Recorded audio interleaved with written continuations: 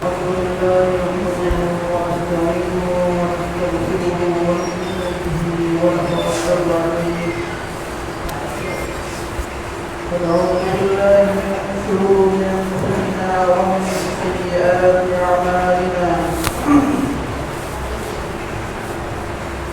يهده الله فلا مضل له ومن يضلله فلا هادي له وأشهد أن لا إله إلا الله وحده لا شريك له وأشهد أن سيدنا وحبيبنا وشفيعنا ومولانا محمدا عبده ورسوله أما بعد قال الله تبارك وتعالى في كلامه المجيد والفرقان الحميد أعوذ بالله من الشيطان الرجيم بسم الله الرحمن الرحيم يا أيها الذين آمنوا لا تلهكم أموالكم ولا أولادكم عن ذكر الله ومن يفعل ذلك فأولئك هم الغافلون قال النبي صلى الله عليه وسلم طلب العلم فريضة على كل مسلم ومسلمة أو كما قال رسول الله صلى الله عليه وسلم. میرے معزز بزرگوں اور دوستوں، اللہ تبارک و تعالیٰ کا لاکھ لاکھ شکر اور اس کا احسان ہے کہ اللہ تعالیٰ نے ہم سب کو ایمان جیسی دولت سے نوازا اور بے شمار نعمتوں کی برسات کی. اللہ تعالیٰ کی ہر وقت ہر آن کوئی نہ کوئی نعمت ہم پر برستی رہتی ہے، بلکہ اللہ تعالیٰ کی نعمت کے سمندر میں ہم لوگ غرق ہیں. اللہ تعالیٰ کی اتنی نعمتیں ہمارے اوپر ہے، اللہ تعالیٰ کی بے شمار نعمتوں سے ہم لوگ فائدہ حاصل کرتے ہیں کہ جن کو ہم گن نہیں سکتے. انسان کی طاقت سے، انسان کے بس سے باہر ہے کہ اللہ تعالیٰ کی نعمتوں کو اگر ہم شمار کرنا چاہیں تو نہیں کر سکتے ہیں. اللہ تعالیٰ نے چیلنج کیا ہے وَإِن تَعُدُّوا نِعْمَتَ اللَّهِ لَا تُحْصُوهَا. نہیں کے سرے کے ساتھ فرمایا کہ اگر تم اللہ کی نعمتوں کو شمار کرنا چاہو تو نہیں کر سکتے. بچے کی پیٹ سے کہا کہ تم کر ہی نہیں سکتے ہو. اللہ تعالیٰ کی نعمت ہمارے پاس ہاتھ ہے، اس سے ہم بہت سارے فائدے حاصل کرتے ہیں. جن کے پاس ہاتھ نہیں ہیں ان سے معلوم کیا جائے کہ اللہ تعالیٰ کی کتنی بڑی نعمت ہے، کہ وہ اللہ تعالیٰ کی کتنی بڑی نعمت سے محروم ہے. وہ بہت سارے کام ایسے ہیں وہ نہیں کر سکتے ہیں، وہ مجبور ہے، بے بس ہیں. اللہ تعالیٰ نے ہمیں پاؤں پر کیا، یہ پاؤں اتنی بڑی نعمت ہے کہ اس سے ہم آسانی کے ساتھ اپنی منزل پر پہنچ جاتے ہیں. جن کے پاس پاؤں نہیں ہے، معذور ہیں، وہ اس پاؤں کی قیمت کو سمجھتے ہیں. ان سے معلوم کیا جائے کہ پاؤں کی کتنی قدر ہے، کتنی بڑی اللہ تعالیٰ کی نعمت ہے. یہ زبان اللہ تعالیٰ کی اتنی بڑی نعمت ہے کہ اس میں کوئی بیٹری نہیں لگی ہوئی. یہ تیتا بھی محسوس کرتی ہے، میٹھا بھی محسوس کرتی ہے، اور یہ کئی طریقے سے اپنے اور اسی کے ذریعے سے انسان اپنے دلوں کے اندر چھپی ہوئی باتوں کو زبان کے ذریعے سے اللہ اسی زبان کے ذریعے سے بے شمار ضرورتیں پوری کرتے ہیں. جس کے پاس زبان نہیں ہے وہ اپنی معافی زمین کو ادا کرنے سے قاصر ہے. وہ اپنی ضرورتوں کو پورا کرنے میں دوسرے زبان والے کو ہوتا ہے. یہ اتنی بڑی اللہ تعالیٰ نے ہمیں فری میں نعمت عطا کی. کیا اس میں کبھی چارج کرنا پڑتا ہے؟ اس میں کبھی بیٹری لگانی پڑتی ہے یا اس میں کبھی سروسنگ کی ضرورت پڑتی ہے؟ نہیں. یا ہم نے کبھی اس کے لیے کچھ پیسہ خرچ کیا ہے یا سالانہ فیس کرتا ہے؟ اس میں کچھ نہیں. یہ اللہ تعالیٰ کی اتنی بڑی نعمت جس سے ہم فائدہ حاصل کر رہے ہیں.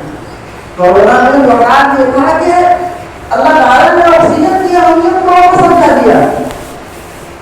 آکسیجن کے لیے کتنے لوگ پریشان ہیں، جان کی بھیک مانگ رہے تھے. یہ اتنی بڑی نعمت اللہ تعالیٰ کی جس سے ہر وقت فائدہ حاصل کر رہے ہیں. اللہ تعالیٰ نے ہمیں ظاہری شکل میں مان دیا ہے. یہ مان اتنی بڑی نعمت ہے اللہ کی کہ قرآن کے اندر آیا کہ قیام الناس یہ زندگی کا سہارا ہے. مان کی حیثیت یہ ہے کہ یہ زندگی کا سہارا ہے. ہم اپنی ضرورتوں کو پورا کرنے میں مان کے محتاج ہیں. یہ مان اگر ہمارے پاس ہے تو ہم اپنی ضرورتوں کو پوری کر سکتے ہیں. ہماری زندگی کی گاڑی صحیح سے چل پائے گی. اگر مان ہمارے پاس اگر نہیں ہے تو پھر بے شمار ضرورتوں سے حاصل کر جائیں گے.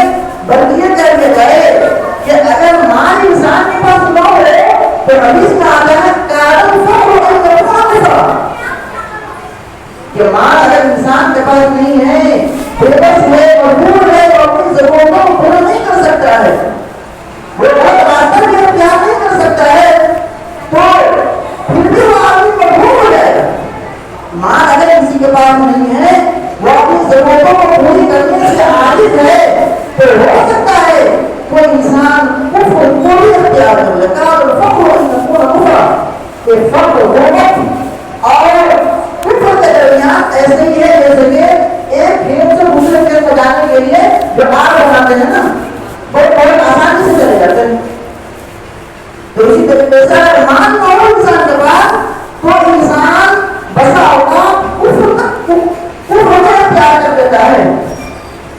حضرت ہمارے طالب مفتی چوڑی صاحب رحمۃ اللہ علیہ فرماتے تھے کہ بہت ساری جگہیں ایسی ہیں کہ جہاں میری معلومات میں ہے کہ حکومت کی وجہ سے یہودی نصرانی عیسائی آ کر کے اس کو آسانی سے یہودیوں کو ساتھ بنا لیتے ہیں.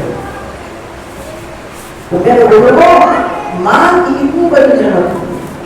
اسی طریقے سے اولاد ہمیں اللہ تعالیٰ نے عطا فرمایا. جس کے پاس اولاد نہیں ہے وہ اس سے معلوم کیا جائے کہ اولاد کتنی بڑی نعمت ہے. اللہ تعالیٰ کی نعمتوں میں جو اللہ تعالیٰ نے خصوصیت کا بیان کیا کہ انسان کے پاس مال اور اولاد بہت بڑی نعمت ہے. یہ دونوں چیزیں ایسی ہے کہ انسان مال سے دنیا میں بھی فائدہ حاصل کرتا ہے اور مرنے کے بعد بھی اس سے فائدہ حاصل کرتا ہے. حدیث شریف میں آتا ہے کہ اگر کوئی آدمی مر جاتا ہے دنیا سے تو اس کی اعمال کے دروازے بند ہیں. یہاں تک کہ اگر دنیا کی دو رکعت پڑھنے کے لیے آئے ہیں، اگر ایک رکعت اگر پڑھ لی ہے اور دوسری رکعت میں اگر آدمی دنیا سے چلا جاتا ہے تو اس کی نماز نہیں ہوگی، اس کی نماز ختم ہو جائے گی. کیوں؟ اس لیے کہ وہ نماز پوری نہیں ہوئی. لیکن اگر انسان مال کے ذریعے سے کوئی کاروبار کر لیتا ہے، آخرت کو اس کے اپنے کے ذریعہ کر لیتا ہے، اللہ تعالیٰ نے اولاد دیا اور اولاد کو نیک صالح نے بنا دیا، تو پھر مرنے کے بعد بھی سب کیا جا رہی ہے. حدیث میں آتا ہے کہ اگر کوئی آدمی مال قرآن کو خرچ کیا اور اللہ تعالیٰ کے یہاں وہ بیلنس کر دیا، اولاد عطا فرمایا اور اولاد کو نیک بنا دیا، نیک صالح بنا دیا، اور سے دور رکھا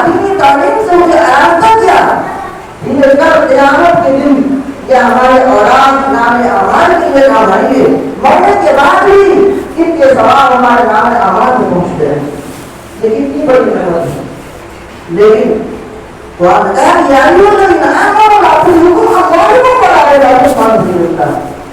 کہ یقیناً یہ ماں اور اولاد اللہ تعالیٰ کی بہت بڑی نعمت ہے، لیکن کب نعمت بنے گی؟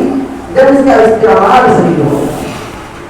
کوئی بھی چیز ہمارے فائدے کے لیے اگر ہو، اگر اس کا استعمال نہ ہو جائے تو دنیا کے اندر نقصان پہنچتا ہے. اس کا ایک مثال سے آپ سمجھیں، اگر کسی کو اگر ڈائبٹیز ہے اس کے لیے میٹھا نقصان ہے، لیکن اگر وہ میٹھا جو اللہ تعالیٰ کی بہت بڑی نعمت ہے اگر اس کا استعمال غلط کر لے وہ اتنا زیادہ میٹھا ہی کروا لے گا، بات بتائیے کہ اس کی زندگی باقی نہیں رہ سکتی. اس کو نقصان کا سامنا کرنا پڑے گا. اسی طریقے سے اللہ تعالیٰ نے ہمیں مال عطا کیا، اگر اس کا استعمال غلط ہو گیا تو یہ مال ہمارے لیے قیامت کی عذاب بن جائے. آج ہم اپنے آمدنی کو غور کریں کہ ہماری آمدنی کیسی ہے اور آمدنی کے ذریعے سے جو حاصل کیا وہ مال ہے اس کا استعمال کیسا ہو رہا ہے؟ کیا استعمال دین کے کاموں پر اس کا استعمال ہو رہا ہے؟ کیا جائز چیزوں پر اس کا استعمال ہو رہا ہے؟ کیا ہمارا مال کا استعمال ناجائز چیزوں پر ہو رہا ہے؟ بہت خوب اور درد سے کہہ رہا ہوں میرے بزرگوں، یہاں باقی بلکہ بہت سارے جگہوں میں جانا ہوگا، وہاں سے کہوں کہ یہ خاص کر کے دیوالی کے موقع سے مسلمانوں کا مال کہاں خرچ ہوتا ہے. دین کے نام میں اگر خرچ کرنے کو کہا جائے تو وہ خرچ نہیں ہوتا ہے، بہت آسانی سے آدمی کی جیب نہیں نکلتا. لیکن دیوالی کے صفائی کے لیے بہت سارے پیسے ہمارے دیش سے چلے جاتے ہیں. یاد رکھیے قیامت کے دن یہ حدیث کہتا ہے کہ آدمی کے قدم آگے نہیں بڑھ سکتے جب تک کہ مال کے بارے میں اسے سوال کر لیا جائے کہ اس کا مال کہاں خرچ ہوا. اس لیے وہ لوگوں کو سمجھنے کی چیز ہے کہ مال اللہ تعالیٰ نے دیا تو اس کا استعمال صحیح ہو. اگر اس کا استعمال غلط ہو گیا تو دنیا کے اندر بھی کا نقصان اٹھانا ہوتا ہے. اگر کسی کے پاس 4-5 لاکھ روپیہ ہو اور 4-5 لاکھ روپیے کو اگر مہینہ کو خرچ کرے تو کل وہ کیا کرے گا؟ دوسروں کے سامنے ہاتھ پھیلائے گا، کل وہ بھول کرے گا، اور اگر نہیں کرے تو وہ چوری ہماری بھی کر سکتا ہے. اس لیے میرے لوگوں، اللہ تعالیٰ نے اگر مان دیا ہے تو اس کا استعمال صحیح ہونا چاہیے. اپنی ضرورتوں کے اندر اپنے خرچوں کے اندر غور کرنا چاہیے کہ کون سی ضرورت اور کون سا خرچ ہمارا یہ شریعت کے حق کر کے جا رہا ہے. اور سرکار نے ایسا کیا جس میں غلط طریقے سے ہمارا مال خرچ ہوا. شادی بیاہ میں اور کیجیے کہ شریعت کے حدود کے خلاف ہوا کہ اسے کتنا مال ڈالتے ہیں. اس میں ایک دنیا کا اللہ تعالیٰ کا حساب ہوگا. اسی طریقے سے اور بھی بہت ساری جگہ ہیں کہ جہاں ہمارا مال خرچ ہوتا ہے، کہ جہاں شریعت کی طرف سے حرام ہے خرچ کرنا، لیکن وہاں ہمارا مال خرچ ہوتا ہے. بہت سارے لوگوں کو بھی آنے والے چھوٹے لوگ چھٹ مانتے ہیں اور اس چھٹ کے لیے وہ گھر پوری خریدتے ہیں، مٹھائیاں خریدتے ہیں. میرے لوگوں یہ شریعت کی طرف سے یہ جائز نہیں، یہ حرام ہے. غیروں کے تہوار میں جو ایمان اور کفر کے درمیان جو فاصلہ جو تہوار کر سکتا ہے اس میں ہم شرکت نہیں کر سکتے. دیوالی ہے، اسی طریقے سے چھٹ وغیرہ ہے، اسی طریقے سے غیروں کے جو ہوتے ہیں خصوصی نجی دنوں کے حوالے ہم شریعت کی طرف سے ہم کو اجازت نہیں ہے کہ ہم اس میں شرکت کریں. جب کسی کو طریقے سے ہم انہیں مبارک باری پیش کریں، اس لیے مبارک باری سے ہم پیش کر رہے ہیں اس میں بات ضروری ہے کہ گویا کہ آپ اس کے عمل سے راضی ہیں، آگے کو بیچارہ شرک کیوں نہیں کرتا ہے. ہاں شریعت کی طرف سے اتنی اجازت ہے کہ آپ انہیں جائز دعا کر سکتے ہیں. اس موقع پر آپ کہیے کہ آپ 1000 سال جیے، آپ کی عمر 1000 سال ہو، ہم دعا کرتے ہیں کہ آپ کی زندگی اچھے سے گزرے. اللہ تعالیٰ آپ نے ہدایت کا ہوا ہے اس طریقے سے جو دعا کو ان کے فائدے کے لیے دنیا اور آخرت کے فائدے کے لیے ہو تو وہ دعا کر سکتے ہیں. باقی ان کے عمل کو مبارک بات پیش کریں، اسی طریقے سے ان کو گفٹ پیش کریں، مٹھائیاں پیش کریں اور اس کے عمل کو جائز کرا دے. لیکن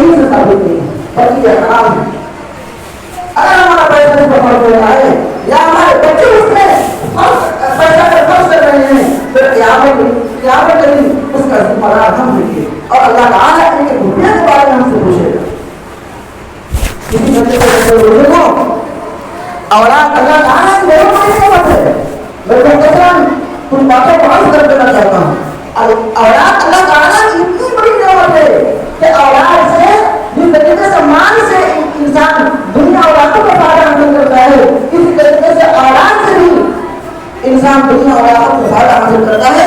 لیکن کب فائدہ حاصل کرے گا؟ اگر ہم نے اس کی صحیح تربیت کی ہے, ہم نے اس کو دینی تعلیم دیا, ہم نے اس کی صحیح تربیت کیا, اگر اس کو اسے الگ کیا, تب جا کر کے یہ اولاد ہمارے لیے دنیا اور آخرت کا فائدہ ہو سکتی ہے. آپ بہت سارے والدین پریشان ہیں کہ ہمارے بچے بات نہیں مان رہے ہیں, ہمارے بچے کمانے کے نہیں دے رہے ہیں, ہمارے بچے ہمارے حقوق ادا نہیں کر رہے ہیں. میرے بزرگوں کہیں کی بات میں ہم جھانک کر کے یہ بھی کہتے کہ اولاد کے جو حقوق ہمارے اوپر تھے ہم نے اس کو کبھی ادا کیا شریعت کی طرف سے. اور بات کے اوپر سب سے پہلے ذمہ داری آئی ہوئی ہے کہ جب بچہ پیدا ہو تو اس کا اچھا نام رکھے, اور جب بچہ پڑھنے کو ہو جائے تو اس کو دینی تعلیم سے آراز کرے. یہ بات کی ذمہ داری ہے, بلکہ شریعت تو اس کی اتنی فکر کر رہی ہے کہ بچہ جب 7 سال کا جب کرتا ہے تو شریعت کہتی ہے کہ اس کو پڑھا لے جاؤ. ہمیں زیادہ لوگ پیدا کرنے کی سوال وہ بڑی کو مذہب نہیں سنی کہ اپنے بچوں کو نماز کا حکم کرو جب وہ بچہ 7 سال کا ہو. میرے بچوں کو آپ کہاں تو ہو رہے کہ نماز کے لیے کیا کیا چیز ضروری ہوتی ہے؟ نماز کے لیے قرآن کی تلاوت ضروری ہے کہ نہیں ہے؟ نماز کے لیے قرآن کی تلاوت ضروری ہے, تحیات ضرور پڑھنا ضروری ہے, اسی طریقے سے اس کا پاک رہنا ضروری ہے. نمازی کے حالت میں نماز نہیں ہوتی ہے, اگر اس کے کپڑے نہ پاک ہے تو پھر نماز نہیں ہوگی. تو اس کا مطلب یہ ہوا کہ شریعت کہہ رہی ہے کہ بچہ 7 سال کا ہو تو اسے پاکی نہ پاکی سکھاؤ, اسے دینی تعلیم دو, اسے قرآن سکھاؤ, اسے حدیث کا علم دو, قرآن کا علم دو, قرآن صحیح پڑھنا تلفظ خلاف پڑھنا سکھاؤ.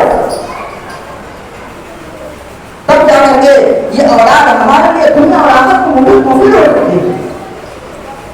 آج والدین اولاد کو حقوق کو ادا نہیں کرتے ہیں, جس کا نتیجہ یہ ہوتا ہے کہ وہ پوری زندگی پریشان رہتے ہیں. دنیا بھی پریشان ہے اور آخرت میں تو اس نے کچھ سکھائی نہیں کہ مرنے کے بعد میں اس کے لیے کچھ قرآن کی آیتیں پکڑتے اس کے نام سے بخش دے. ہمارے مولانا ارشد غنی صاحب دعوت بتاتے ہیں کا نام آپ نے سنا ہوگا. وہ فرما رہے تھے کہ مظفر نگر کا واقعہ ہے کہ ہمارے سامنے میں مغرب کی نماز ادا کی گئی. مظفر نگر میں مغرب کی نماز کے لیے پہنچتے ہیں اور مغرب کی نماز ادا کی جاتی ہے, اس کے بعد میں جنازہ ہوتا ہے. لیکن جنازہ پڑھنے کے لیے سارے لوگ تیار ہے, لیکن ولی کی طرف سے غیر نہیں آ رہی. بڑے دیر کے بعد میں وہ چھوٹے بچے کھیل رہے تھے, وہاں جاوا رکھنے کے امام صاحب جنازے کی نماز پڑھا دے. اللہ اکبر. باپ کا جنازہ حاضر ہے لیکن اس کو جنازہ پڑھنے کی توفیق نہیں ہے, اس کو جنازے کی دعا یاد نہیں ہے کہ کم سے کم آپ نے وقت بعد میں دعا کر سکے. یہ کمی کس کی ہے؟ یہ کمی ہماری ہے کہ ہم نے اپنے اولاد کو حقوق کو ادا نہیں کیا. حضرت عمر فاروق رضی اللہ عنہ کا دربار ہے, وہاں ایک باپ اپنے بیٹے کی شکایت کر کے کہتا ہے کہ میرا بیٹا بات نہیں مان رہا ہے. حضرت عمر فاروق رضی اللہ عنہ بھیجتے ہیں آدمی کو کہ جاؤ اس بچے کو پتہ کر کے لاؤ. جب وہ بچہ آتا ہے تو حضرت عمر فاروق رضی اللہ عنہ دیکھتے ہیں تو بچہ بالکل نوجوان طاقتور مستقبل ہے. حضرت عمر فاروق رضی اللہ عنہ فرماتے ہیں کہ کیا وہ پہچانتے ہیں بچوں کو بیٹھے ہوئے ہیں؟ وہ کہتا ہے کہ یہ ہمارے اپن کہیں ان کی شکایت ہے کہ تم اس کی بات نہیں مانتے ہو, ان کے کہنے پر چلتے نہیں ہو. تو بچہ بچہ کہتا ہے کہ حضرت آپ بتائیے کہ باپ سے بات ماننا ضروری ہے کیا؟ اولاد کے ذمہ فرض ہے کیا کہ وہ باپ کی بات مانے؟ آپ سوچیے سامنے لوگ بیٹھے ہوئے ہیں, حضرت عمر فاروق رضی اللہ تعالیٰ عنہ بیٹھے ہوئے ہیں, اچھے اچھوں کی بولنے کی ہمت نہیں ہوتی تھی, لیکن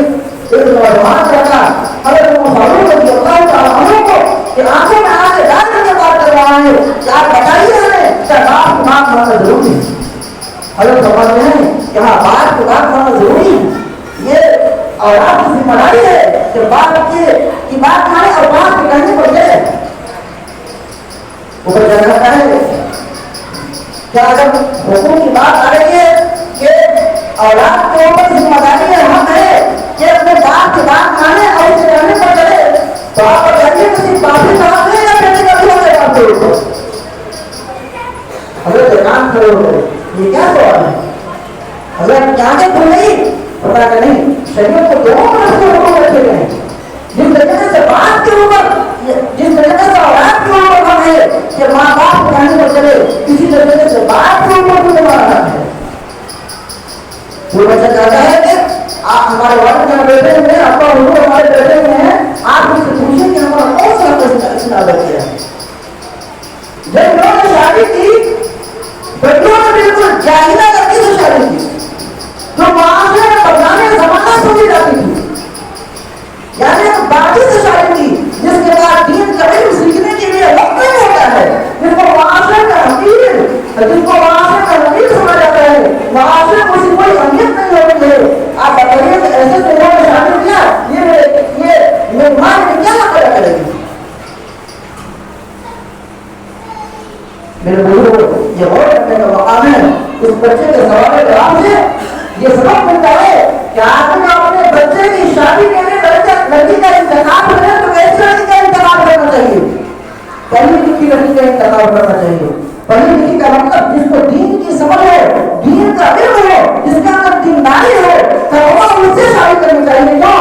اس لیے وہ صرف آپ کے بیٹے کی وہ بیوی نہیں ہے، آپ کے گھر میں آنے والی وہ صرف بہو نہیں ہے، بلکہ آئندہ نسلوں کو جانور بنتی ہے۔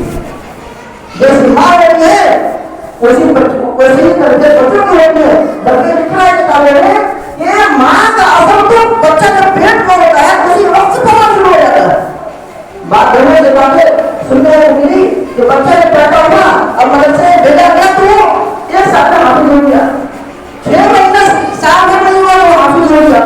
معلوم کیا گیا تو پتا چلا کہ اس کی ماں حافظ ہے، وہ حالت حمل میں تھا تو وہ اس کی ماں بہاروں قرآن کی تلاوت کرتی تھی اور اس قرآن کا بھی تلاوت کرتی تھی، تو اس بچے کے اوپر اثر ہوا اور وہ بچہ جب پیدا ہوا تو اس کا ذہن قرآن سے اتنا قرآن سے اس بچے کا تعلق قرآن سے اتنا گیا تھا ماں کے پیٹ سے کہ جب بچہ مدرسے میں گیا تو اللہ تعالیٰ اس کے ذہن کو کھولتے چلے گئے اور بچہ جلدی سے حافظ ہو گیا۔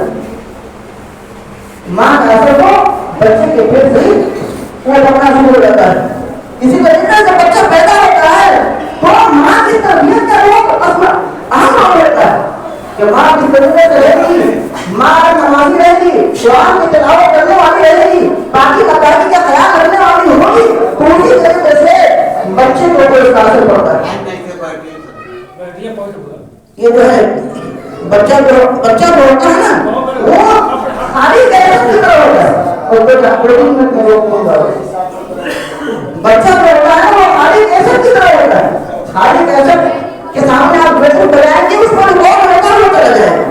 تو اسی طریقے سے بچہ پیدا ہوتا ہے تو وہ خالی ہو جائے گا، وہ خالی تبدیل ہے جیسے جو اس پر لکھے وہ لکھاتا ہوا چلا جائے گا، وہ خالی علم کی طرح ہے جو لکھتا ہے بچہ وہ سیکھتے ہوا چلا جاتا ہے اور اس کیسٹ کا غور ہوتا ہوا چلا جاتا ہے۔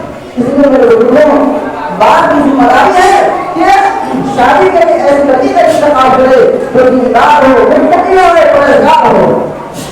اسی طریقے سے اس بچے نے کہا کہ دوسرا اسی طریقے سے اس بچے نے کہا کہ ہمیں کسی پوچھیے کہ جب میری پیدائش ہوئی تو میرا اس نے کیا نام رکھا؟